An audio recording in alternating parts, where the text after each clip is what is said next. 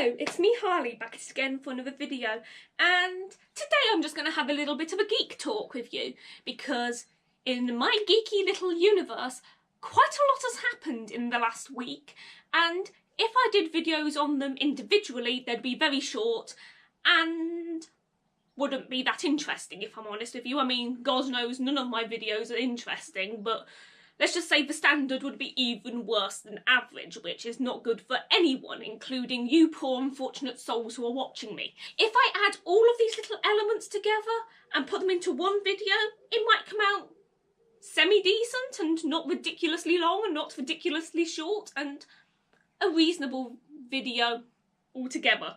Hopefully. Fingers crossed. That's what I'm aiming for. Where shall I begin? I think I'm going to begin with probably one of the biggest conversations just generally going around at the moment, the Game of Thrones finale. I think the only way I can really describe my opinion on the Game of Thrones finale is by comparing it to other tragedies such as Romeo and Juliet and The Great Gatsby. The reason why I say this is because I think overall anybody who's been watching Game of Thrones feels rather overwhelmed by it. For instance, in Great Gatsby, once all the death and drama has happened and the tragedy aspect has come to an end, you are left with a funeral and reminiscing, which in itself is really important and you don't want to miss that bit. But it leaves the reader feeling kind of empty. Like in Romeo and Juliet, we know from the very beginning that they are going to die. And yet we still hope that they'll find some miraculous way to rewrite the stars and come out of it alive. When their deaths happen, you're left feeling underwhelmed and sad. And I think that's kind of what's happened with Game of Thrones. Like, we had the big drama, we had the conclusion almost, when the Night King was defeated and the Whites kind of exploded into their kind of icy fragment magical pieces that we see kind of exploding everywhere. When that happened, we'd had the tragedy. That was when the tragedy ended, and in this case it wasn't really a tragedy, well, it was, we lost a few characters, and the remaining 2 episodes were essentially tying up loose ends. In that respect, if I put it to compare with what I've said previously, the deaths in The Great Gatsby and Romeo and Juliet were the final battle with the Whites, and the last 2 episodes have been the funeral in The Great Gatsby and the families grieving together in Romeo and Juliet. So when I see people saying they're disappointed with how Game of Thrones ended, I can kind of understand why, but at the same time, I personally am not disappointed. For me, the ending of Game of Thrones gave me quite a hollow, empty feeling.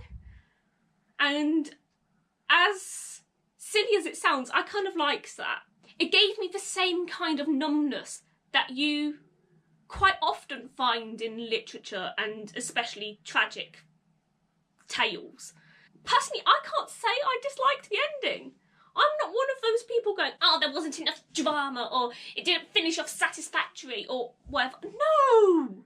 Just let that feeling be there. Does that make sense? Let that numbness be part of the story, not disappointment as such. I know I might not be making much sense, so I hope that's kind of got my opinion across. I might not have phrased it very well, so I'm sorry if you don't get where I'm coming from. I liked the feeling of things being a bit incomplete at the end of Game of Thrones, so. What else has been happening in my geeky world? Well, let's just say the trailer for Batwoman has really enticed me. I'm so hyped, I'm excited, I am so going to see that. I'm certain a lot of other people feel the same way. It looks so cool. I mean, Ruby Rose is cool as it is.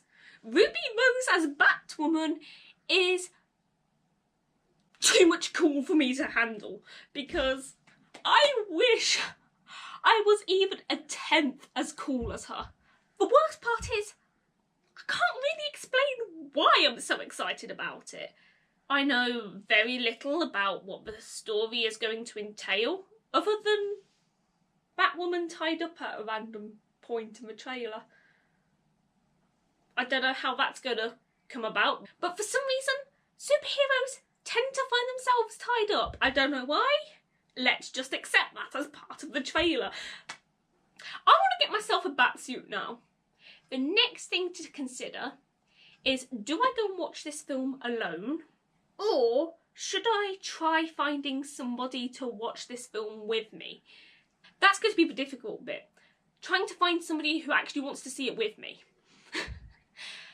There's not much else I can say about the Batwoman film at the moment, because obviously I can't watch it yet. And from what we've seen in the trailer, there's very little I can go off, apart from, I think Ruby Rose is going to smash this role to smithereens. She is going to be awesome as Batwoman, and I can't wait to see it. Talking about films, something else that came into my zone, Tim Burton is going to make an Addams Family film. This is another film which I'm really super excited for, because I enjoy Tim Burton's films. Some people criticise people for liking Tim Burton. To them, I say bye-bye. If you don't like Tim Burton, fair enough, but don't have a go at me for liking him.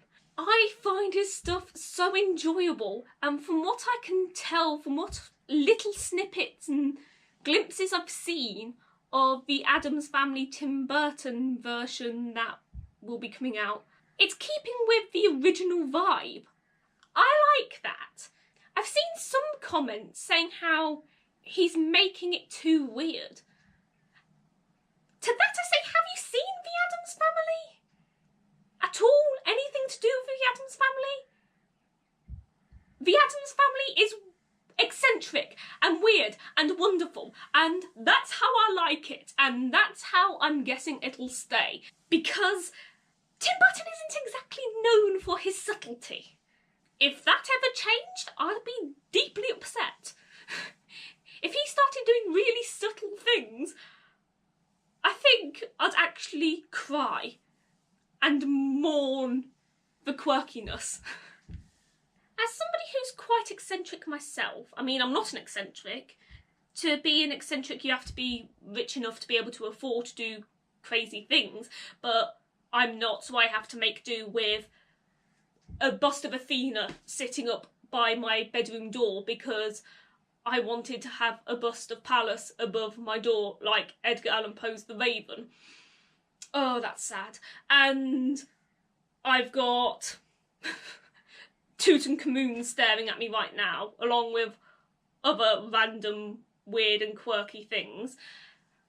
I think it's fair enough to say I like my weird stuff, and I'm hoping that this Tim Burton, the Addams Family film will be as quirky and as eccentric as all his other stuff. I think my final topic for today is actually going to be on anime. I've been watching that anime. I can't remember what the name is. Let me just Google it. Okay, I found what it's called, and I can already tell you I am going to screw this up. So, be prepared for some really bad pronunciations. I found an anime called Sarazanmai.